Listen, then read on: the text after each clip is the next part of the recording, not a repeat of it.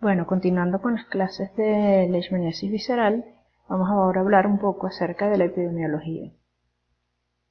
Entonces recordemos que nuestro triángulo epidemiológico está compuesto por tres factores principalmente: la fuente de infección, el agente transmisor, ¿verdad? Y las condiciones sociales o ambientales que nos rodean. Entonces, la palabra clave en leishmaniasis visceral es la prevención. ¿Por qué? Porque, bueno, ¿quién es nuestra fuente de infección en leishmaniasis visceral? Es el perro, ¿verdad? Entonces, en este caso, las maneras que se tienen para prevenir la leishmaniasis visceral, si bien no son muy agradables, son eficientes. Lamentablemente no existe un tratamiento apropiado para los animales, ¿verdad? Y lo único que ha surtido efecto es el sacrificar a los animales que son seropositivos, es decir, se realizan exámenes y aquellos animales que se demuestra que están infectados con Leishmania infantum chagasi, pues entonces lamentablemente son sacrificados. Una manera de prevenir es usar collares de prevenir la infección de los animales sanos, es el uso de collares impregnados con insecticidas. ¿Okay? Entonces, diagnóstico y la palabra clave en este caso. Por otra parte, evitar el transmisor, en este caso el vector, ¿verdad? Mediante el uso de mosquiteros impregnados y telas metálicas, ya que por las características ecológicas y biológicas de este vector, pues no hace posible otro método, como en el caso de otros tipos de vectores, ¿ok? Por otra parte, las condiciones socioeconómicas, bueno, que las personas tengan viviendas adecuadas, con mosquiteros, que además entonces la educación de las personas, que se les diga cuáles son los hábitos del vector para evitar exponerse a las horas, y ya de eso vamos a hablar más adelante. ¿Okay? Entonces, básicamente en la leishmaniasis visceral lo principal es la prevención. Y, bueno, lamentablemente eliminar a la fuente de infección principal, que en este caso es el perro. Bien, entonces, en muchos casos el perro es tomado como un reservorio, ¿ok? Pero vamos entonces ahora a hablar un poco acerca de cuál es el concepto de reservorio. Entonces, un reservorio es un organismo vertebrado que alberga una carga parasitaria considerable y que además no presenta sintomatología. Y es la principal fuente de infección en el caso de una zoonosis, ¿ok? Entonces, el perro pareciera cumplir con estas condiciones, ¿no? No presenta clínicas, fuente de infección.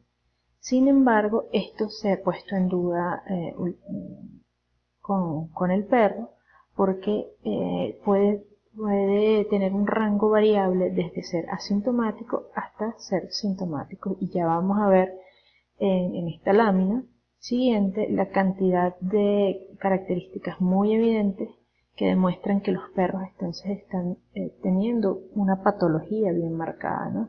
Entonces, como vemos en las fotos tan contrastantes de los perros que vimos anteriormente con estos que están infectados, ¿verdad? Entonces vemos que tienen lesiones cutáneas a nivel de la nariz, ¿verdad? A nivel de lesiones de descamación, eczemas, pequeñas ulceraciones,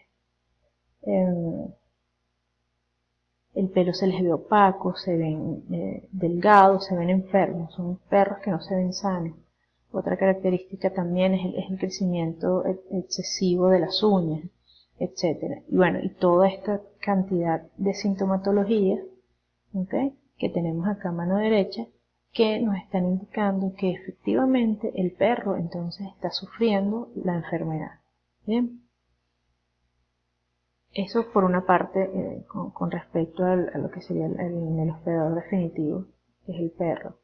Y en el caso de la luxemia, entonces es difícil el eliminar este vector debido a sus hábitos. Me imagino que esta parte ya la vieron con el profesor Ronald, pero sin embargo vamos a hablar un poquito más de ella.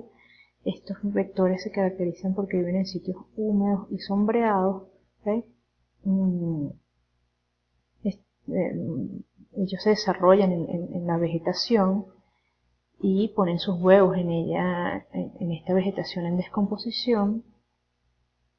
No son comunes en zonas urbanas, entonces el hecho de que se encuentren en zonas boscosas hace entonces complicada su eliminación. Sin embargo, al no estar en zonas urbanas, pues entonces al evitar estar cerca o construir viviendas en zonas boscosas, pues entonces se evita el contacto con el vector, ya que ellos tienen unos hábitos de vuelo bastante limitados.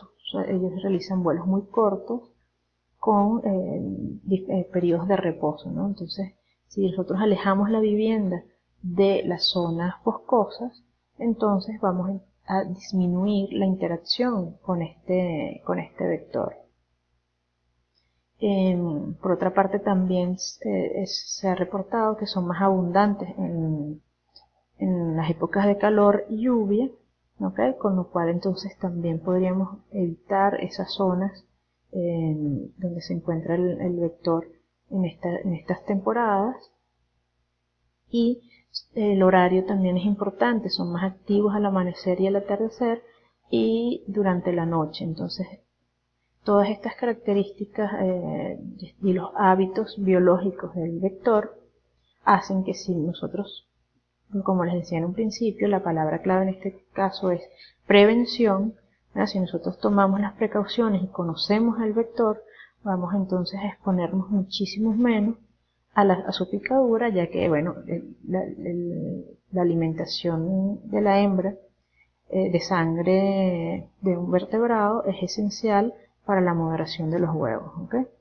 Entonces, alejarnos de las zonas en los horarios adecuados y en las épocas adecuadas es una forma de prevenir, exponernos a contraer la enfermedad causada por Leishmania infantile, que es la leishmaniasis visceral.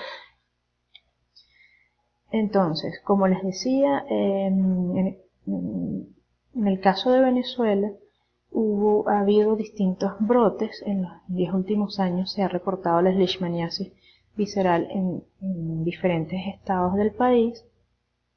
En el 2004 se registraron 2 casos en el estado Sucre, ¿okay? Y como vemos tiene una distribución más o menos amplia. Recientemente también hubo un caso en Nueva Esparta, que no sale aquí reflejado, o sea, no se ve bien en el mapa, y fue importante ese brote. Sin embargo,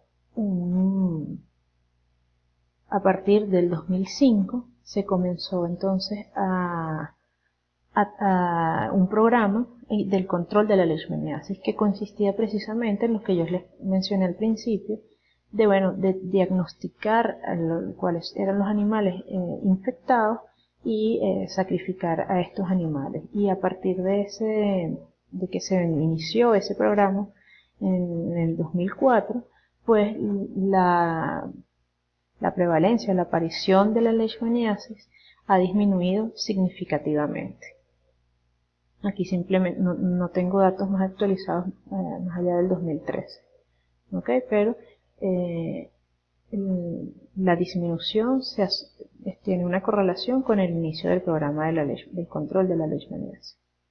Bueno, nuevamente gracias por escuchar la clase y ahí está mi correo. Cualquier duda, por favor, no duden en escribir.